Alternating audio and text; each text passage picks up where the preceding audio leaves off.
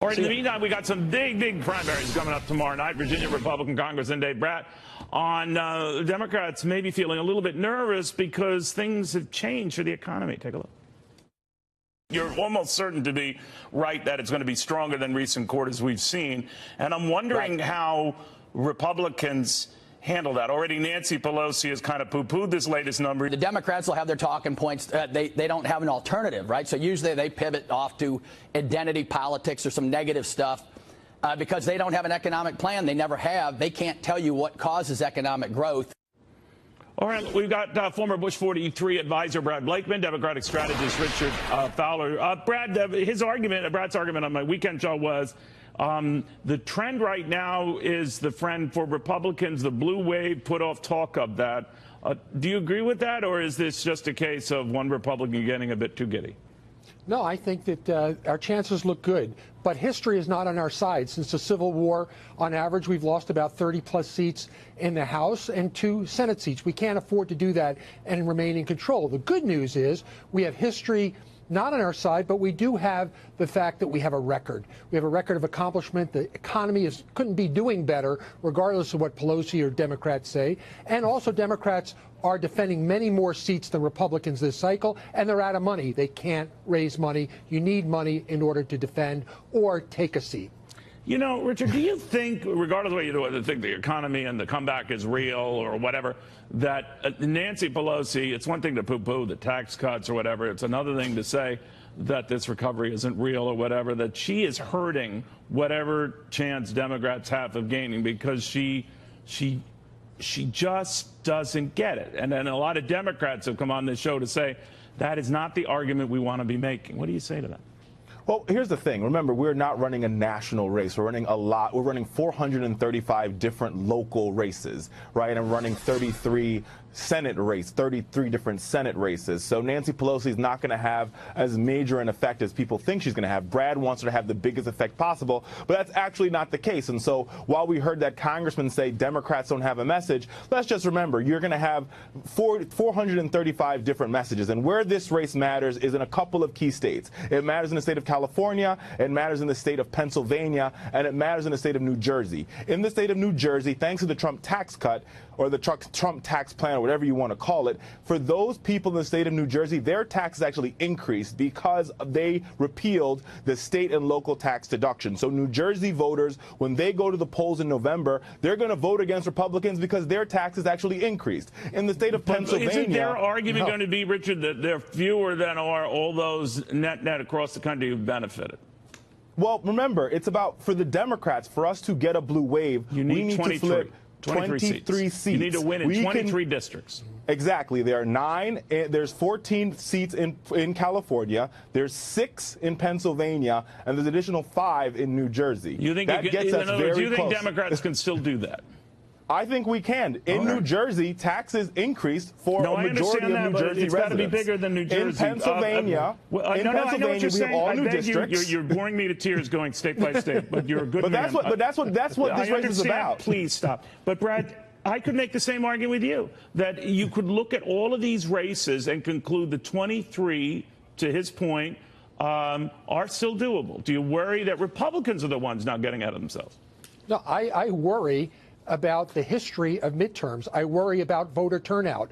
Yeah, I do worry about it, but we have a blessing, and that is we have a record. We've made good on promises. The economy is doing well. This is a message that will sell in every jurisdiction because the majority of people are doing much better. And here's the major point. People feel better about the economy. The right track, wrong track is with us. People feel good about the future. It's so early, got months to go. The right track, wrong, we'll see. But we'll see sorted out of the polls across the country. Guys, thank you very much. Hi, Judge Andrew Napolitano here, and you are on Freedom Watch with my guest and good friend and Fox News colleague, Juan Williams. He is the co-host of The Five here on Fox, and he's the author, I think this is your most recent book, of We the People. So I want to talk to you about Nancy Pelosi, who has become the face of the Democratic Party nationally, or at least in Congress. Is she an asset or a liability? If you're a Republican, she's an asset. Because you look at Republican advertising, and especially in recent races this year, 2018, and they have used Nancy Pelosi's image and her words to a fare thee well. She is the whipping girl for Republicans when it comes to Democrats, and it works with Republican voters. She's a tremendous fundraiser, tremendous asset for Republicans. The other side of it, judges, and I'm holding here in my hand, it says here she raised $25.9 million for House Democrats in their bid to retake the House in 2018, this year. So you see that from the Democratic side, even where there are hesitations, and I think this comes to the heart of your question, well, gee, if the Republicans find it so much to their advantage to publicize Nancy Pelosi, make her into the living devil. Why are the Democrats keeping her? Yes. Why don't the Democrats just get it? But it turns out she raises a ton of money. So is there going to be a leadership change amongst national Democrats in the House? Not unless, I think you're looking post-2018, and what you're looking at is how do things turn out. Democrats have to get 24 seats in order to gain the majority of the House. But according to most prognosticators, they have a chance. If it's the case that because of Nancy Pelosi, the Republicans are able to hold on to their majority, I think a lot of Democrats will think it's time for Ms. Pelosi to go. She's in her 70s. How about somebody like Tim Ryan? Well, Tim Ryan ran against her. This is the congressman from Ohio. Right, but this is a blue-collar, Irish Catholic, labor union affiliated lawyer from the middle of America. I mean, this is like a quintessential Hubert Humphrey Democrat. And very popular among Democrats. Yes, although she buried him. I think she beat him about 2 or 3 to 1 when he ran against her. No, but I didn't mean that. In that context, I don't think he's ready to defeat Nancy Pelosi, but I mean popular among his colleagues in the House. Right. Good standing in the party. He is seen as partially the future of the Democratic Party. And you have others like this fellow who was a mayor up in Wisconsin. Again, an Army veteran, gay, a new, younger face for the Democrats. Can we get somebody in there who's got a little energy, a little different look, and doesn't feed the Republican images of Democrats as a bunch of big spending liberals who want to take your guns? Are the Democrats optimistic that Mrs. Pelosi will be Speaker Pelosi a year from now? Yeah, there's a lot of hope. Now, what we've seen in recent... Not hope, optimism. Well, hope, optimism, tell me the difference there. All right. I mean, do they expect it to happen? They expect, yes. Okay. I would say. Now, I just wanted to issue a word of caution here to you and the viewers, which is that recently polls have indicated that there's been a closing in what we call the generic preference. And for a while, it had opened up and it was wildly... Does generic preference really mean anything? It does, because what we know is from past patterns, in other words, in past elections, that it has been predictive. Okay, the generic preference is, who do you want in Congress, a Republican or a Democrat? Who would you prefer to run Congress, Republicans or Democrats? Right, it's not your district. Not necessarily. Okay. Because, people tend to like their congressman or woman. Right. And for a while, the Democrats had a big gap. I think a lot of anti-Trump sentiment. But that's been closing in the last month of 17, the early months of 18. It's been closing.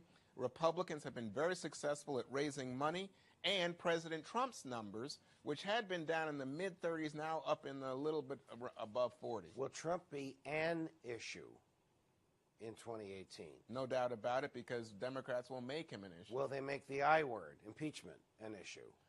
Less likely generally, but there's some districts where it can play to the Democrats' advantage.